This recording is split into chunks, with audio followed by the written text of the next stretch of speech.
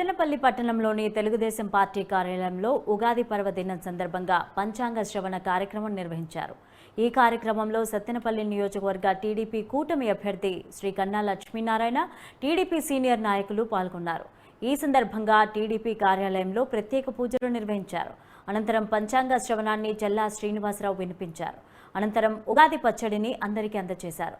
ఉగాది పండుగ సందర్భంగా కన్నా లక్ష్మీనారాయణ సత్తెనపల్లి నియోజకవర్గ ప్రజలందరికీ శ్రీ క్రోధి నామ సంవత్సర ఉగాది పర్వదిన శుభాకాంక్షలు తెలియజేశారు. అనంతరం తెలుగుదేశం పార్టీ ఆవిర్భావం నుంచి పార్టీలో పనిచేస్తున్న సీనియర్ నాయకులు, కార్యకర్తల సేవలను కొనియాడుతూ వారిని సన్మానించారు.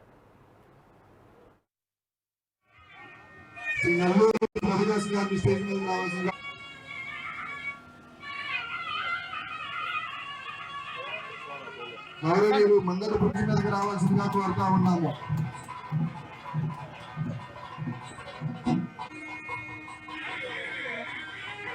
అలాగనే పల్లపాటి రాములు గారు, కొటారు వేరు చౌదరి గారు కూడా స్టేజ్ మీదకి రావాల్సిందిగా కోరుతా ఉన్నాం. మాజీ మంత్రి వర్యులు శ్రీ కన్నా లక్ష్మీనారాయణ గారు అందరూ కూడా సన్మాన గ్రహీతలందరూ ఇక్కడే ఉండాల్సిందిగా కోరుతా ఉన్నాము.